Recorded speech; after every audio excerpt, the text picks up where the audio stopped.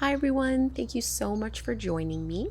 I'm going to take you through this twisting flow. I was at a cottage recently and thought it was just the most beautiful setting, so I really wanted to film something for you guys. This is an intermediate practice all about twists and side bends, which is really great for digestion and also great for spinal health. So join me in a comfortable seated position. So I'm sitting cross-legged, spine is nice and tall, shoulders down and away from the ears. And we'll be starting with a side bend first.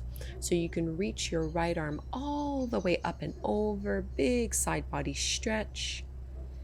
And think of pushing down into your right sit bone and your right hip, letting your head be heavy, your neck relaxed, no tension in your jaw. And still in a side bend, we're just going to rotate down. So it's almost like a little cat pose where I'm getting my chin and my chest to face towards my left thigh and left knee, still reaching out towards those right fingertips, long through the arm. Come back through to neutral and then see if you can lean back so that you're rotating your chest up towards the sky. You might not be going too far back in this one. Lifting back up, let's bring our right hand to the left knee, left fingertips behind us for our first spinal twist. Breathing in and out through the nose.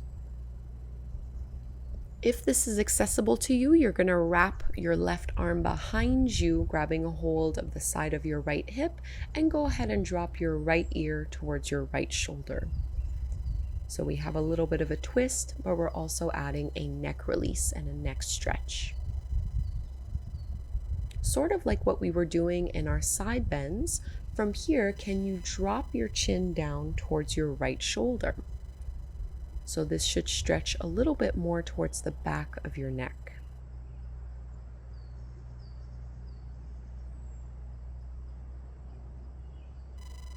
And then go ahead and tilt your chin up towards the sky, stretching more so along the front of your neck, a little bit under the chin as well.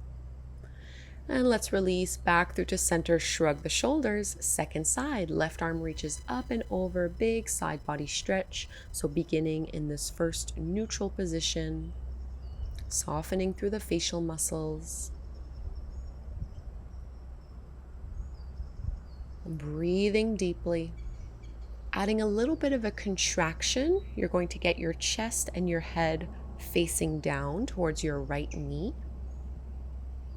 Keep reaching out long through that left arm and left fingertips.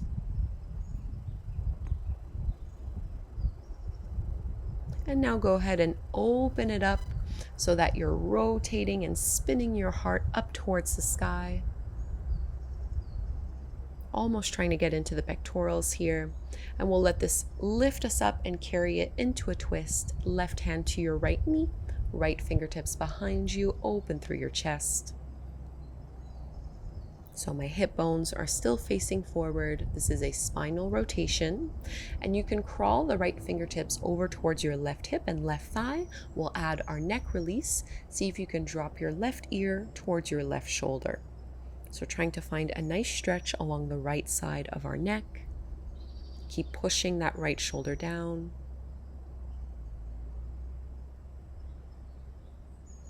And you can roll, tuck your chin towards your chest or a little bit over towards your left shoulder. It's very normal if you find that one side is tighter than the other. I usually find my dominant side, the one that I use for writing, is always a little bit more tense. And then you can rotate, lifting your chin up towards the sky, leaning your head back.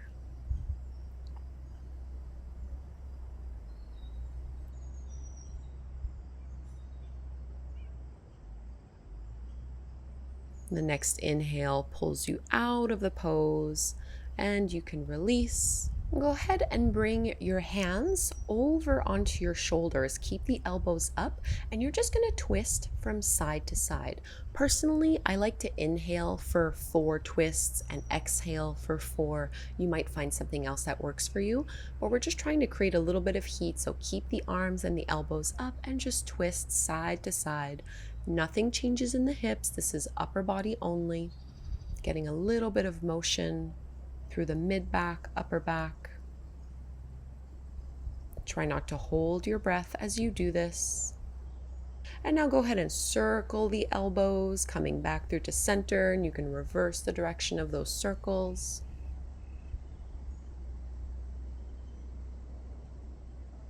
And let's release the arms, letting this go. And you can join me on hands and knees.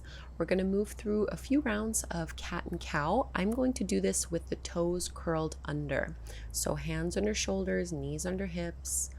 So cat and cow, as you inhale, you drop the belly, lift the gaze, curl tailbone up. Exhale, reverse this motion and really round and contract through the spine. Try to merge the movement with your breath, pushing into fingertips and knuckles. And now go ahead and find child's pose with your toes tucked under. So stretching a little bit through the underside of the feet. If this is too much for your ankles and your feet, you can just keep the toes pointed back. But otherwise, we're going to try to maintain this. We'll be moving into a toe squat and doing a few twists from there.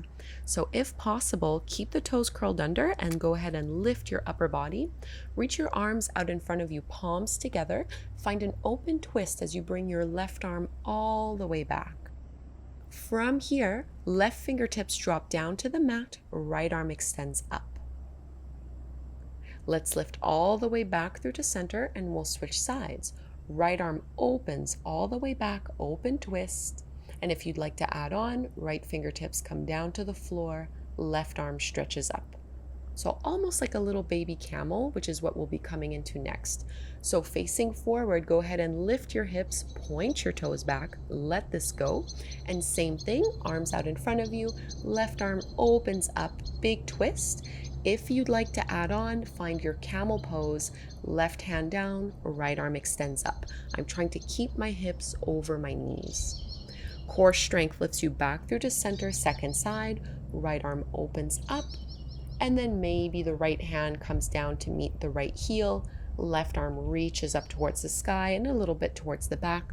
So a little bit of a twist as well as a back bend.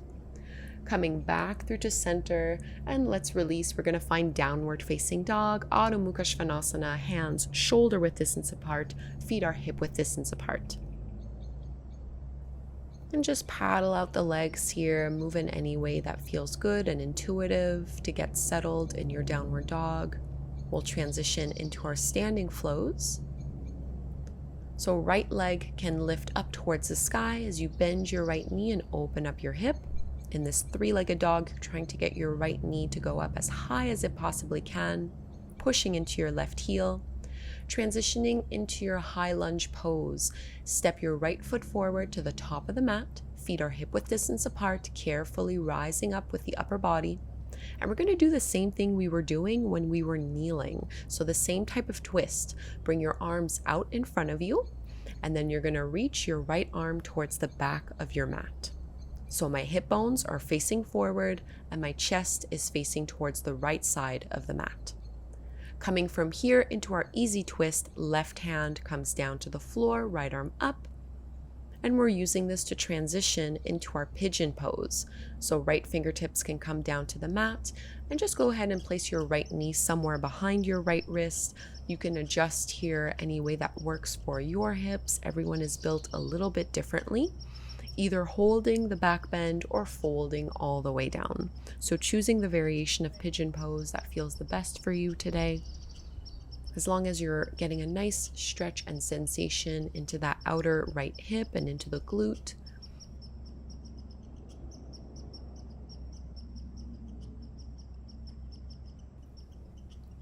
And slowly easing on out, we're not here very long, we're taking our flow. So inhaling into our plank pose.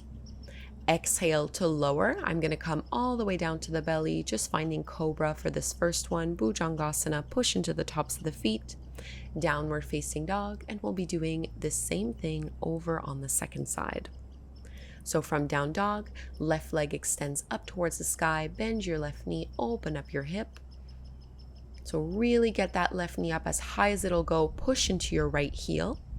And find your high lunge from here. So transition as gracefully as you can, using core strength to help place that left foot at the top of the mat. Arms extend up. I'm bending into my back knee so that I can keep my hips over my shoulders, or under my shoulders, sorry. And then with your arms out in front of you, we're going to find our twist. So this time, left arm opens towards the back of your mat. Keep your gaze steady on something that's not moving. This will help you a lot with balance. And transition to your easy twist. Right hand down, left arm up. And we're flowing from here into pigeon pose, not for too long in pigeon. So bring the left fingertips down, bring your left knee behind your left wrist. Try to evenly distribute the body weight between both hips. And maybe you take a little back bend. You might want to hold this back bend for the duration of the pose, or you can fold on down. You really don't need to go all the way to the mat like what I'm doing here. You can stay up on your forearms and on your elbows. Just breathing into the sensation.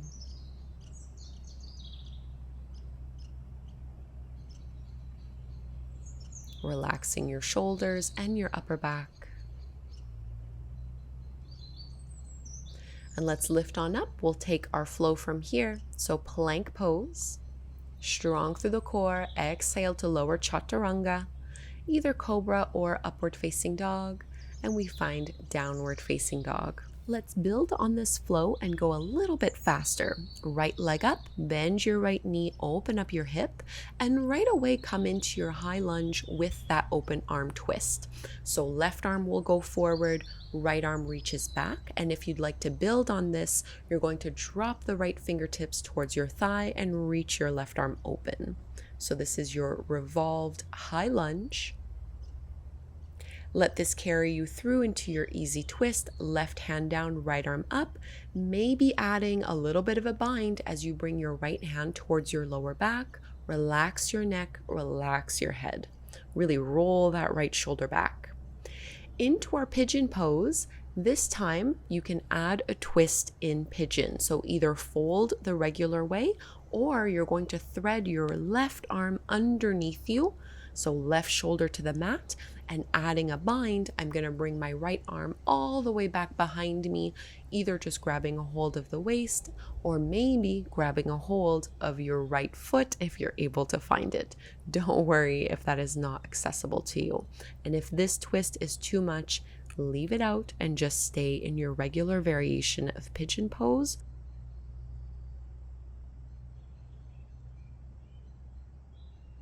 We're really not here very long. If you had the bind, you can softly let that go, unpretzel yourself, and we'll find our flow. Plank pose, chaturanga, urdhva mukha svanasana, adho mukha svanasana, back into down dog. Second side, left leg up, bend your left knee, open up that hip, and find your high lunge with a twist. Right arm forward, left arm presses back. Maybe you revolve here. Left fingertips down towards your thigh, right arm stretches up to the sky. And then we'll transition into our easy twist, right hand down, left arm up, maybe with that little half bind. So bringing your left hand towards your lower back, roll that left shoulder back, drop your head, relax your neck. Into our pigeon pose. Lots of options for you to play around here in pigeon, either the traditional variation, or you can thread the needle, add your twist, right arm reaches underneath you, and maybe your left hand reaches towards your lower back, towards your hip, or maybe to grab a hold of your left foot, whatever is within grabbing distance. I did say this was a twisting class.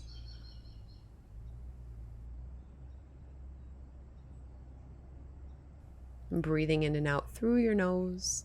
If you are holding on to your foot or you had that half bind, you can let that go.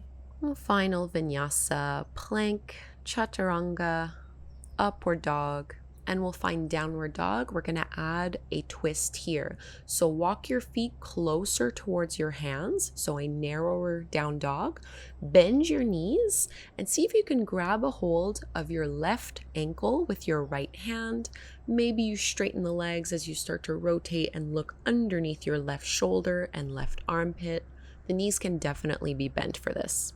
And we'll go to the second side. So bend the knees, grab a hold of your right ankle with your left hand. Start to look under and twist under towards your right shoulder. Big breath in here. And release. Lower your knees and you can roll over onto your back, letting this go. You can draw your knees in towards your belly, giving them a big squeeze. Maybe rocking a little bit side to side, massaging your lower back.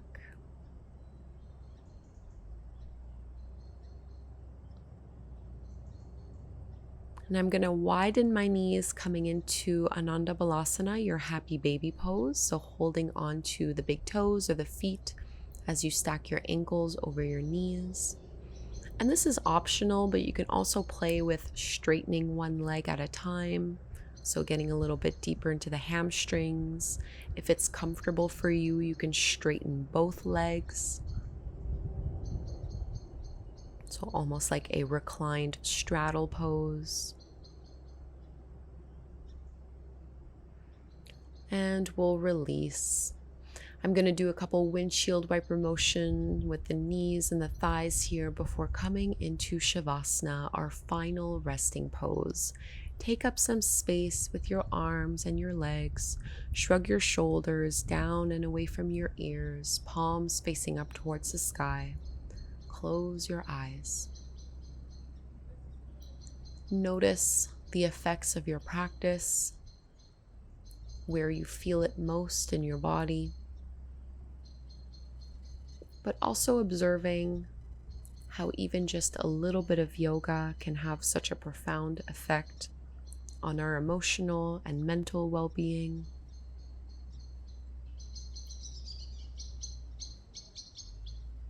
Giving yourself this time to process and almost digest the work that you've done on the mat.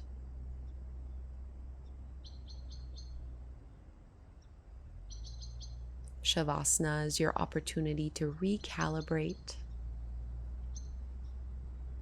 and to really integrate all of this work.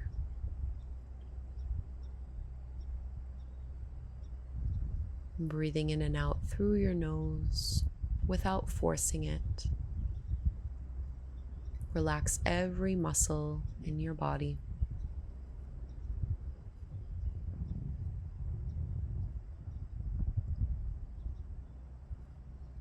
I encourage you to stay here for a few more minutes for full rest and relaxation. Thank you so much for doing this intermediate, twisty practice with me. I hope it challenged you and that you enjoyed it. Please subscribe to my channel and hopefully we'll practice again together very soon.